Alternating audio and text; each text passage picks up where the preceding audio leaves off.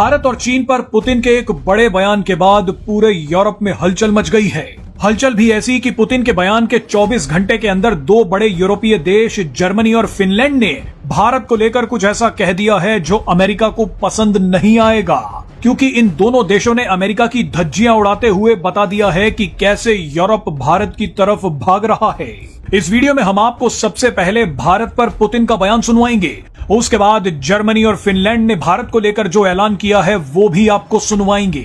आइए शुरुआत रूसी राष्ट्रपति व्लादिमीर पुतिन के बयान से करते हैं। रूस के राष्ट्रपति व्लादिमीर पुतिन ने डोनाल्ड ट्रंप से कहा है कि भारत और रूस को टैरिफ की धमकी देना बंद कर दो, क्योंकि भारत और चीन तुमसे डरने वाले नहीं हैं। पुतिन ने ट्रंप को चेतावनी देते हुए कहा कि आपके सामने भारत है जिसकी जनसंख्या 1.5 अरब के करीब है, आपके सामने चीन है, ये दोनों ताकतवर अर्थव्यवस्थाएं हैं। अगर आप इन्हें सजा देने की बात करते हैं तो एक बार दोबारा सोच लीजिए। आइए आपको पहले पुतिन का बयान सुनवाते हैं, उसके बाद आएंगे जर्मनी और फिनलैंड के बयान पर।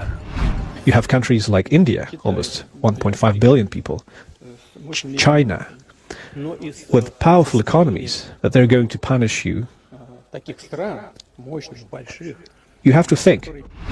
बहरहाल पुतिन जिस वक्त ये बयान दे रहे थे, ठीक उसी वक्त जर्मनी के विदेश मंत्री योहान वाडेफुल भारत के विदेश मंत्री एस जयशंकर के साथ मीटिंग कर रहे थे।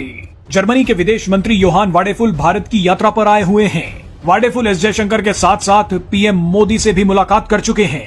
वाडेफुल ने एक बड़ा बयान देते हुए अमेरिका को तमाचा मारा और कहा कि अगर कोई देश भारत के व्यापार में रुकावट पैदा करता है तो जर्मनी अपनी तरफ से उस देश के लिए रुकावटों को कम कर देगा। जर्मनी के विदेश मंत्री ने कहा कि हम जल्द से जल्द भारत के साथ अपने व्यापार को डबल करना चाहते हैं। इस साल के अंत तक भारत और यूरोप के बीच होने वाले फ्री ट्रेड एग्रीमेंट का हम पूरा समर्थन करते हैं। योहान वाडेफुल ने कहा कि भारत एक इकोनॉमिक और इनोवेशन पावर हाउस है। चलिए आपको योहान वाडेफुल का बयान सुनवाते हैं, उसके बाद फिनलैंड की भी बात करेंगे। If others set up impediments to trade, we should respond by us lowering these impediments and hurdles. Germany strongly supports the EU-India Free Trade Agreement. बहरहाल अब आते हैं फिनलैंड पर। भारत के प्रति अमेरिका का रवैया देख फिनलैंड बेहद नाराज है। फिनलैंड के राष्ट्रपति अलेक्जेंडर स्टब ने कहा कि मेरा संदेश न केवल मेरे यूरोपीय सहयोगियों के लिए है बल्कि विशेष रूप से अमेरिका के लिए भी है। अलेक्जेंडर स्टब ने कहा कि अगर हम भारत जैसे ताकतवर देश के प्रति अधिक सहयोगी और सम्मानजनक विदेश नीति नहीं अपनाएंगे तो हम ये खेल हार जाएंगे। आइए आपको फिनलैंड के राष्ट्रपति अलेक्जेंडर स्टब का बयान भी सुनवा देते हैं।